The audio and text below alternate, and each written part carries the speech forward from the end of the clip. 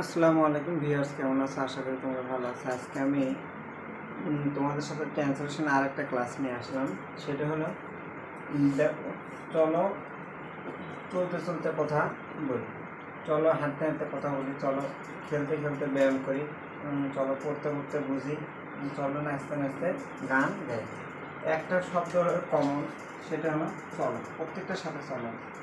আরেকটা শব্দ হলো কমন, প্রত্যেকটা ভাবের সাথে দুটো একটা ভাব রিপিট আছে, প্রত্যেকটা ভাবের সাথে তে আছে। এরকম এখন এরকম জাতীয় বাক্যকে যখন আমরা ট্রান্সলেশন করতে যাব, এটার চলো এটা থাকার জন্য আমরা প্রথমে ইউজ করবো হলো লেটস অথবা লেটাস। কথা বলার ইংরেজি হলো টক। কখন কথা বলে দেখো, চলতে চলতে এরকম যদি থাকে তাহলে হয় ওয়াকিং বা গোয়িং, হয় going. Let us talk while going, চলো চলতে চলতে কথা বলি। তাহলে দেখো চলতে চলতে যদি থাকে, বলতে বলতে যদি থাকে, হাঁটতে হাঁটতে যদি থাকে, এইরকম ক্ষেত্রে আমরা ইউজ করবো হলো হোয়াইল প্লাস ভার্বের সাথে যে ভার্বটার সাথে আইএনজি তে থাকবে সেই ভার্বটার সাথে আমরা আইএনজি যোগ করবো। চলো এখানে চলো আছে, তাহলে আমরা কি ইউজ করবো? লেট আস অথবা লেটস ইউজ করা যেতে পারে। লেটস কথা বলি, talk while walking.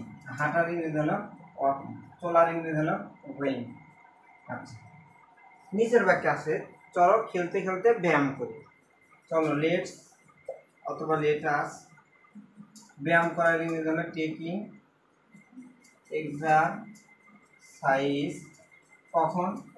While playing, যখন খেলি বা খেলতে খেলতে অথবা খেলতে খেলতে। আচ্ছা, তারপরে আছে দেখো চলো পড়তে পড়তে বুঝি। কি আছে? লেটস আন্ডারস্ট্যান্ড অথবা realise while reading. While reading. তারপরে দেখো চলো নাচতে নাচতে গান গাই। এটা প্রত্যেকটা ভাবের সাথে কমন যে বিষয়টা সেটাও এইরকমই হবে।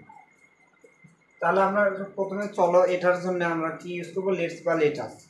তারপরে ইউজ করবো হলো সবার শেষে যে বাংলা বাক্যে আমরা জানি বাংলা বাক্যের ভার্ব সবার শেষে থাকে, সেই বাংলা বাক্যের ভার্বটা ইউজ করবে।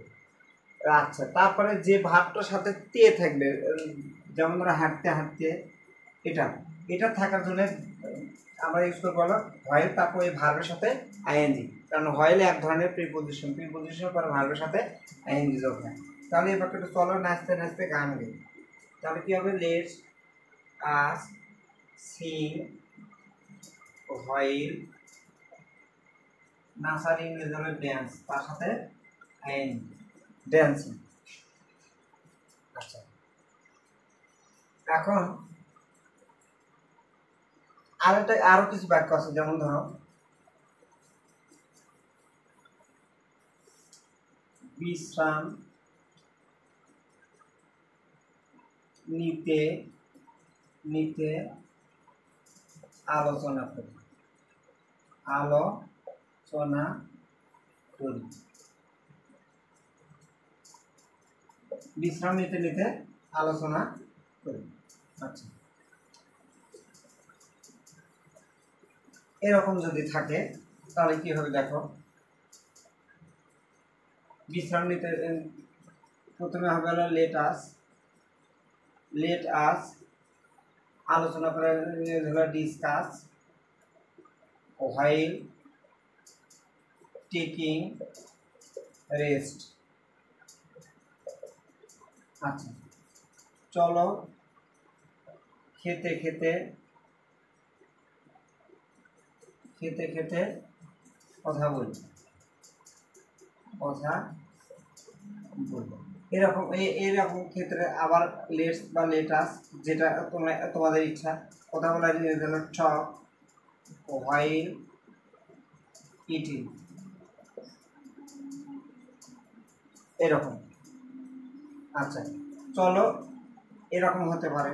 কমন যেটা হয়, চলো চা খেতে খেতে কথা বলি। কি হবে তাহলে?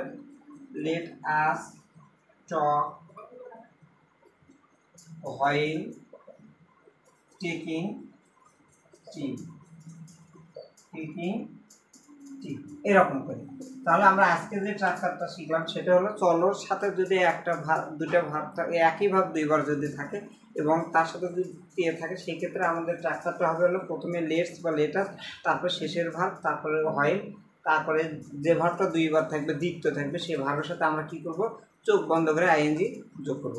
এরকম করে আমরা অনেক বাক্য তৈরি করতে পারবো এবং এইভাবে আমাদের ইংরেজিগুলো আমাদের শেখা উচিত। Practically practice is needed everywhere, সব জায়গাতে অনুশীলনটা বেশি দরকার। আশা করি তোমরা বুঝতে পারছো। পরে কোনো ক্লাসে অন্য একটা ট্রান্সলেশন নিয়ে আলোচনা করবো। সে পর্যন্ত সবাই ভালো থাকো। আল্লাহ হাফিজ।